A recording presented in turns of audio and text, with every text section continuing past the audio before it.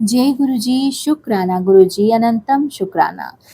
महादेव शिव पुराण पाठ को सर्वत्र भले की कामना से शुरू करवाने का अनंतम अनंतम शुक्राना गुरु जी महाराज।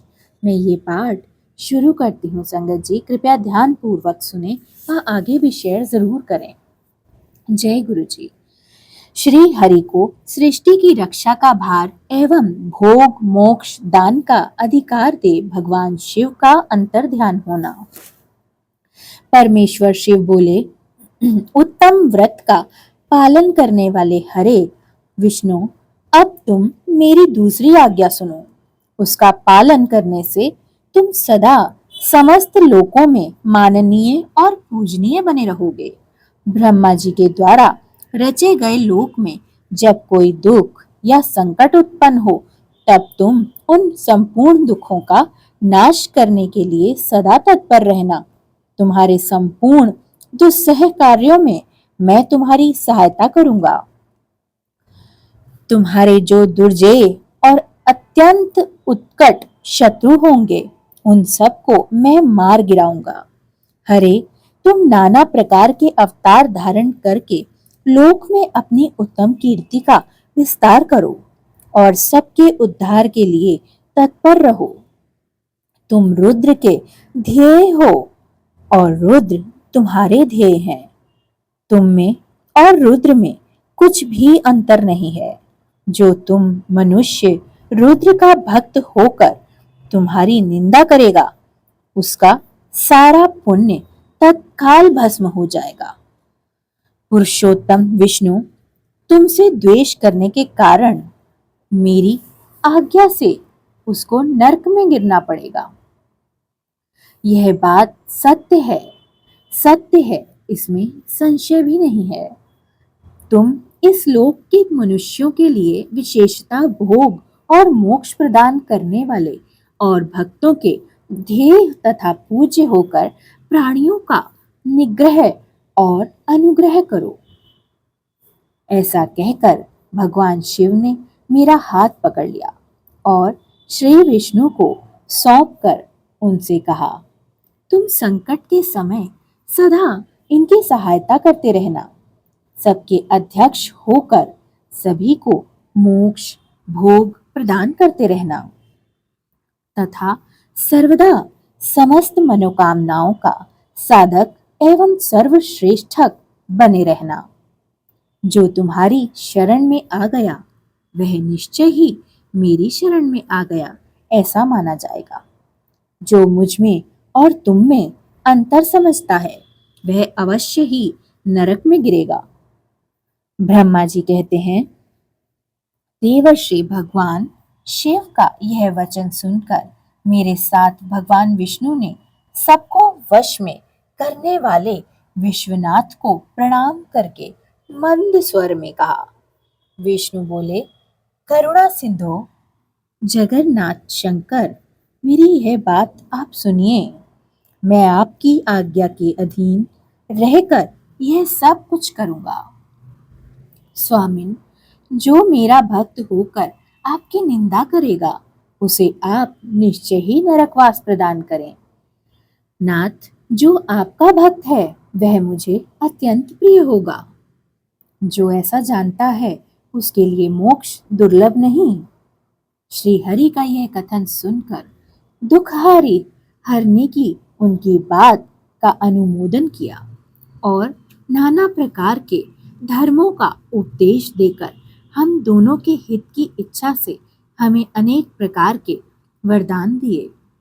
इसके बाद भक्त वत्सल भगवान शंभु कृपा पूर्वक हमारी ओर देखकर हम दोनों के देखते देखते सहसा वहीं से अंतर ध्यान हो गए।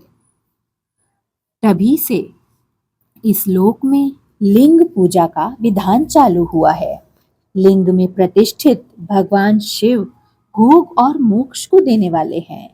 शिवलिंग की जो वेदी या अर्धा है, वह महादेवी का स्वरूप है और लिंग साक्षात महेश्वर का लय का अधिष्ठान होने के कारण भगवान शिव को लिंग कहा गया है, क्योंकि उनमें ही निखिल जगत का लय होता है। महामुने, जो शिवलिंग के समीप कोई कार्य करता है, उसके पुण्य फल का वर्णन करने की शक्ति मुझ में नहीं है। शिव पूजन की विधि तथा उसका फल। ऋषि बोले, व्यास शिष्य महाभाग सूत जी, आपको नमस्कार है। आज आपने भगवान शिव की बड़ी अद्भुत एवं परम पावन कथा सुनाई है। दयानिधे, ब्रह्मा और नारद जी के संवाद के अनुसार आप हमें शिव पूजन की वह विधि बताइए जिससे यहाँ भगवान शिव संतुष्ट हों।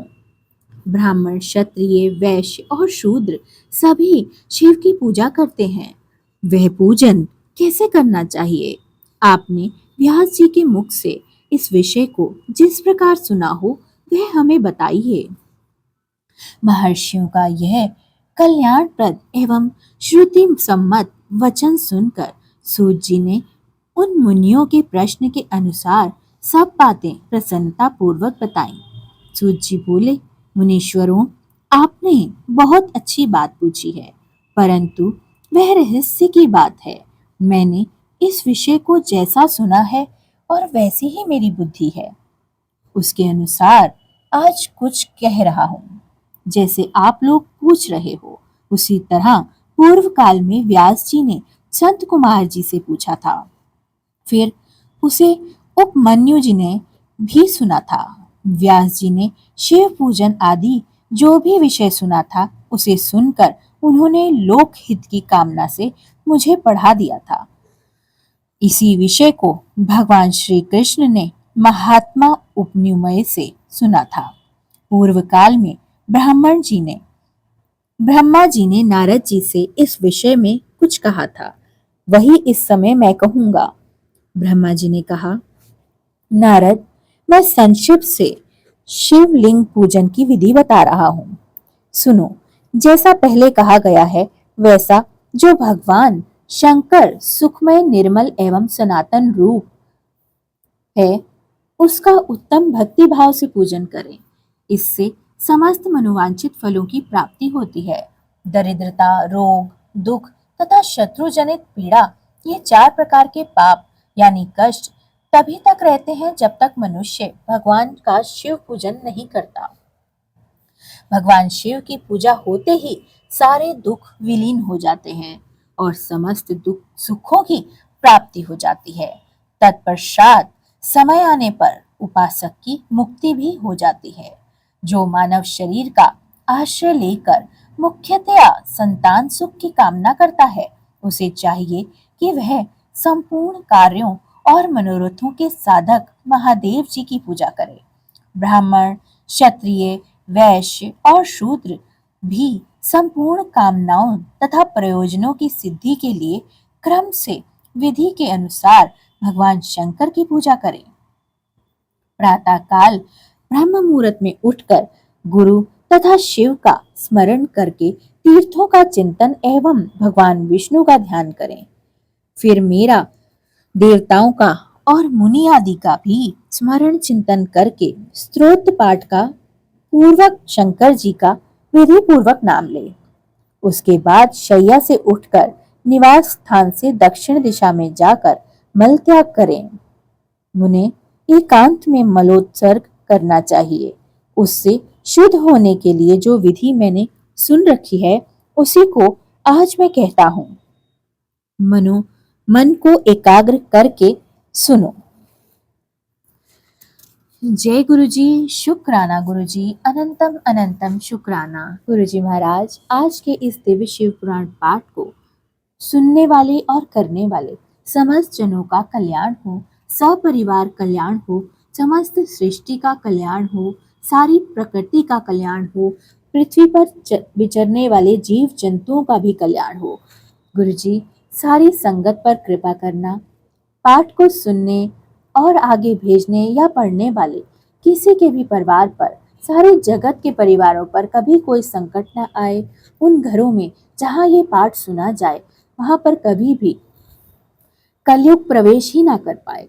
गुरुजी, हर प्रलय से बचाना, हर संकट से बचाना, रोजगार देना, पितरों को संतुष्टि प्राप्त हो, उनको अपना स्थान प्राप्त हो व हमें उनका आशीर्वाद प्रदान करवाना गुरुजी। जय गुरुजी, शुक्राना गुरुजी, अनंतम अनंतम शुक्राना। संगत जी, चैनल को सब्सक्राइब ज़रूर कर लें और पाठ को आगे शेयर ज़रूर करें। जय गुरुजी, शुक्राना गुरुजी।